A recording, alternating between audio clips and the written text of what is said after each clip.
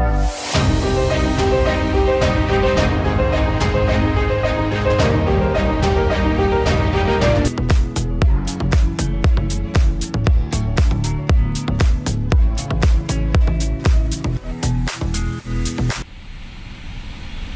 good morning ulit sa inyo guys. So tapos na tayo mag-update ng ating mga ENP. So ngayon ipapakita ko naman sa inyo kung paano ba tayo mag-update ng ating ADP once na connected yung mga desktop natin sa internet. So open lang natin yung ADP data updating apps natin. So yan, so select nyo yung obtain updates direct from the Admiralty web service. So next, so select nyo naman yung update automatically from the internet, and then next.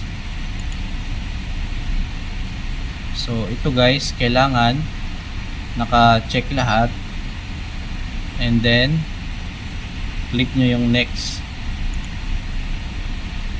So yan, nag-update na siya.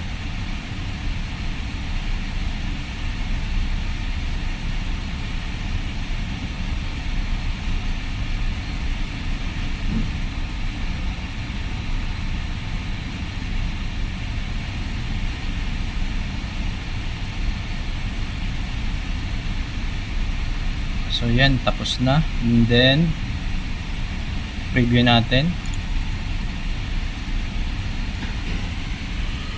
So yan, kung makikita nyo, updated na siya into week 19. So mas ahead siya ng 1 week dun sa ating ENP.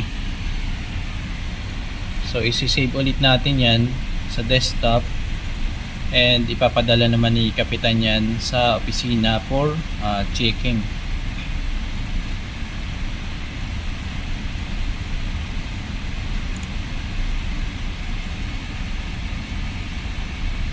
Then finish. So ganun lang guys mag-update ng ating ADP once na connected yung ating mga desktop sa internet. So mabilis lang, hindi na natin kailangan maggawa ng request and then ipapadala naman ni Kapitan sa ating provider. So hindi na natin ginagawa yun, unlike dun sa mga previous videos na ginawa natin. So yun lang, and ang next naman natin i-update is yung ating backup.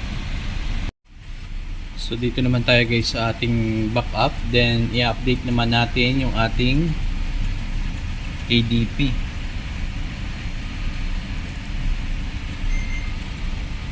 Yan. So same procedure pa rin. Select natin yung obtain updates direct from Admiralty web service, then next, and then select natin yung update automatically.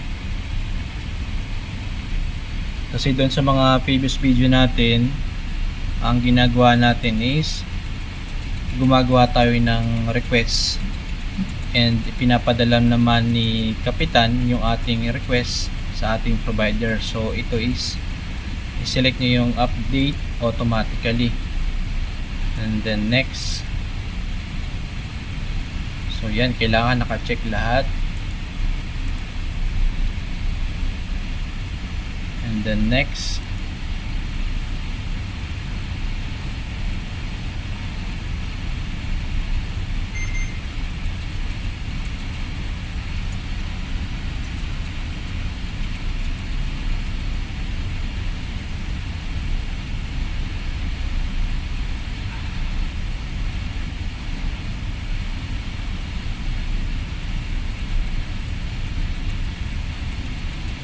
Ayan, so preview natin.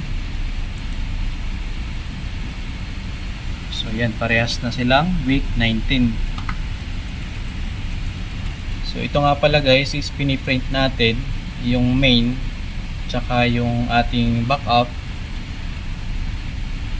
and inilalagay natin dun sa ating records para once na may mga first state inspection is madali natin mapapakita kung kailan ba yung last update ng ating mga ADP and ANP.